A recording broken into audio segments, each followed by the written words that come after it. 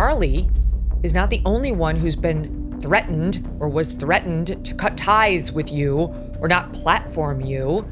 I too have gotten that, especially since you've been more outspoken on Israel. And for Benjamin Netanyahu really tormented Charlie. We talked about it many times. He tormented Charlie, and his advocates tormented Charlie. For him to run around saying that Charlie died for Israel is just too much. It's just disgusting. And as his friend, I feel morally bound to say that. That statement was out of line. No, I agree with you. For him to do what he did was wrong. It was a moral wrong to sit out there and read part of Charlie's letter and try to have the final say on Charlie's pronunciations about Israel, and he knew that they weren't the full story. Up to this point, the conversation really shows how heavy the pressure was on Charlie. Not just criticism, but an organized effort to corner him into silence. What strikes me most is how unfair it was to reduce a whole person, his voice, and his principles to one selective narrative. And as Megyn continues, it becomes even clearer that this wasn't an isolated clash, but part of a wider attempt to control what could be said and by whom. That's why the rest of this discussion matters so much. It exposes not only the personal toll, but also the bigger danger of letting power dictate the boundaries of truth. And I couldn't care less the amount of pressure they put on me. Like, what are you talking about? Yeah. This is madness. Why would you want to silence such a powerful, important voice just because you disagree with them on one subject, one on which we've all watched you sincerely evolve as you grapple with principles you've been espousing for years, like America First, like what's happening to Christians, like what's best for us and our kids here. How do I keep them safe? That's my number one priority. And I've been just absolutely disgusted and recoiled from people who have tried to pressure me on it. It, of course, never happened.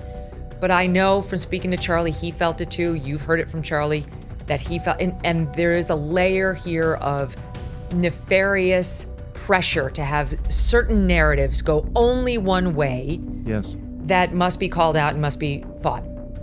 Well, I should have said in my open that when Charlie was denounced as anti-Semitic and, quote, dangerous by the American Jewish Committee, you were too. That was a press release. I don't know if you've ever even seen it. And I just remember when I read that at the time thinking, okay, these are like two of the most pro-Israel, basically pro-Israel people like on the internet. I don't understand. So maybe we should have this offline, but let's just have it now. I don't get that. Why would you attack? There are definitely people who hate Israel who are not anti-Semites. There are people who hate Israel who are anti-Semites. Why would they be attacking you and Charlie? And honestly, I feel like me. I mean, what is that? Why attack people who are pretty reasonable, who don't want to get into a fight on the topic, who just want to like have their country thrive? Why denounce them as dangerous anti-Semites? What is that?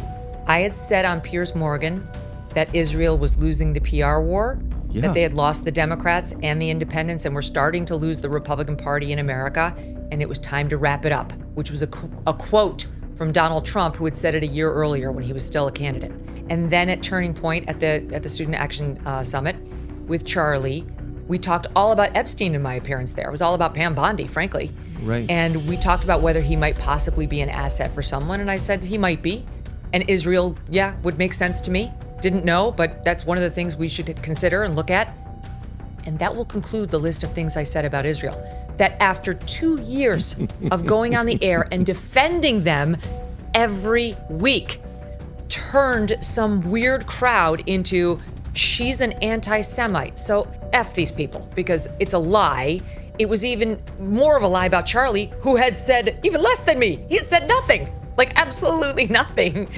And they use those terms about him because he was on the other side of me when we had that discussion, and because he hosted you, and because he had the nerve to invite Dave Smith in a debate because he allowed one side to be represented, and he had the Israel side fully represented too. I don't want to debate. I'm on their side. There's no reason to put somebody on this show so they can convince me that Israel's right. I'm on their side. I agree with that. They treated me like I was Mehdi Hassan. Not everybody, but like the loudest Israel defenders. And to turn around and call Charlie Kirk an anti-Semite is such a disgusting smear.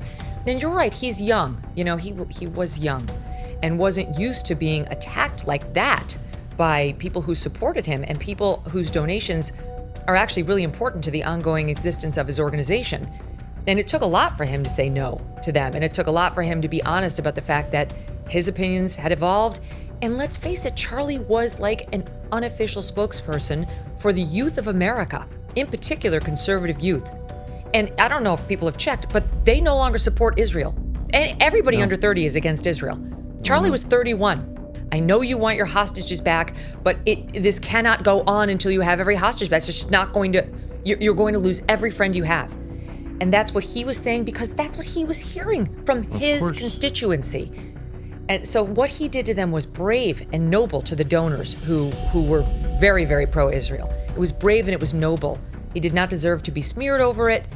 And look, I like you, have zero belief that this had anything to do with his death, but it's part of the larger narrative that you're making, that he was a truth teller, that he was a fearless truth teller, and that there were a lot of pockets when he turned to them and said those truths that grew extremely uncomfortable.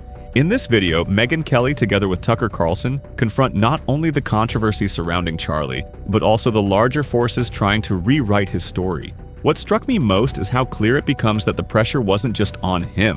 They've tried to silence Megyn as well, simply for allowing uncomfortable truth to be voiced. Both of them expose the smear tactics, the selective framing, and the relentless effort to make dissent disappear. For me, it's a powerful reminder that telling the truth always carries a cost, but it's also what makes voices like Charlie's and Megyn's impossible to erase.